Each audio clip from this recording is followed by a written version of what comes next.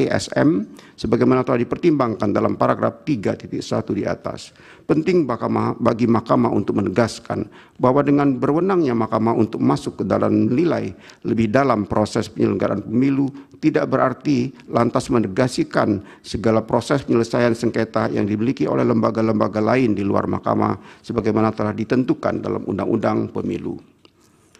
Terhadap penyelesaian pelanggaran administrasi pemilu yang terjadi secara TSM terhadap tata cara, prosedur, atau mekanisme yang berkaitan dengan administrasi pelaksanaan pemilu dalam setiap tahapan penyelenggaraan pemilu adalah merupakan kewenangan Bawaslu, PD pasal 460 ayat 1, Jungto pasal 463 ayat 1 Undang-Undang Pemilu. Dalam konteks ini, Mahkamah bukan dalam posisi untuk memberikan penilaian terhadap proses penyelesaian yang telah dilakukan oleh Bawaslu, melainkan memastikan bahwa Bawaslu telah melaksanakan kewenangan dan bertindak dengan tepat sesuai dengan azas dan hukum pemilu yang berlaku.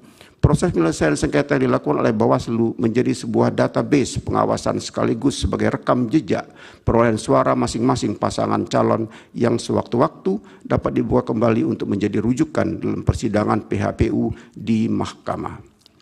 Berdasarkan hal tersebut, meskipun Mahkamah tidak terikat pada hasil pelaksanaan kewenangan Bawaslu, akan tetapi momentum pelaporan pelanggaran administrasi dan proses pemilu secara TSM kepada Bawaslu menjadi hal yang penting dalam penyelesaian sengketa tentang hasil perolehan suara.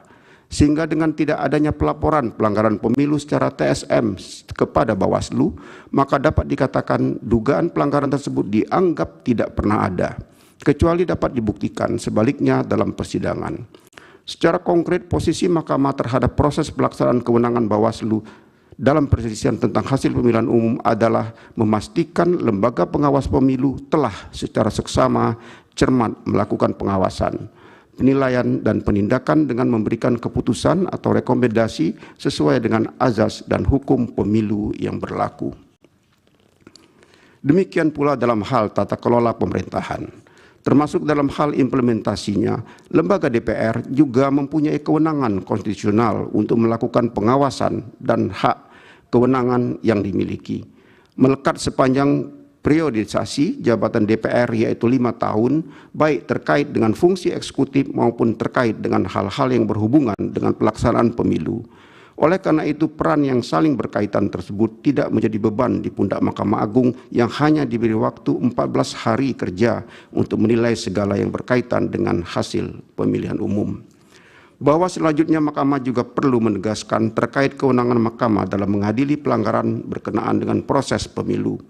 Khususnya dalam hal ini pelanggaran yang bersifat TSM adalah mengenai keterkaitan dan keterpenuhan masing-masing unsur pelanggaran pemilu yang bersifat TSM. Ketentuan pasal 286 Undang-Undang Pemilu dan penjelasannya telah menentukan definisi atas pelanggaran yang terjadi secara terstruktur, sistematis, dan masif. Pelanggaran terstruktur merujuk pada kecurangan yang dilakukan oleh aparat struktural, baik aparat pemerintah maupun penyelenggara pemilihan secara kolektif atau secara bersama-sama. Sedangkan pelanggaran sistematis merupakan pelanggaran yang direncanakan secara matang, tersusun, bahkan sangat rapi. Dan pelanggaran masif adalah dampak pelanggaran yang sangat luas pengaruhnya terhadap hasil pemilihan, bukan hanya sebagian. Selanjutnya yang juga perlu diuraikan serta dibuktikan dalam persidangan adalah hubungan kausalitas antara pelanggaran tersebut dengan kebebasan pemilih dalam menentukan pilihannya, sehingga menyebabkan penyelenggaraan pemilu tidak memenuhi azas langsung, umum, bebas, rahasia, jujur, dan adil yang pada ujungnya berdampak atau berpengaruh secara signifikan terhadap perolehan suara kontestan pemilu. Bahwa terhadap dalil-dalil permohonan terkait dengan pengangkatan pejabat kepala daerah dan perannya menggerakkan struktur di bawahnya untuk pemenangan pasangan calon nomor urut 2, termohon menyampaikan jawaban dan seterusnya telah dianggap diucapkan. Pihak terkait pun memberikan keterangannya dan seterusnya dianggap pula telah diucapkan. Bahwa menurut pemohon terdapat hubungan yang erat antara penunjukan penjabat kepala daerah dengan dugaan kecurangan pemilu sebagai berikut. Bahwa menurut pemohon penunjukan penjabat kepala daerah yang didasari oleh peraturan pelaksana berupa Permendagri nomor 4 tahun 2023 tidak memenuhi indikator yang ditentukan dalam putusan Mahkamah Konstitusi nomor dan seterusnya dianggap telah diucapkan. Pemohon mengajukan bukti P4, bukti P37, bukti P38, dan bukti P310, serta ahli Joherman Sajohan. Pihak terkait mengajukan ahli Margarito Kamis dan Halilul Khairi, dan saksi Gani Muhammad, Andi Batara Livu, Ahmad Doli Kurnia, dan Supriyanto. Bawaslu menyampaikan keterangan telah melakukan tugas pencegahan berdasarkan surat keputusan Bawaslu dan seterusnya dianggap telah diucapkan.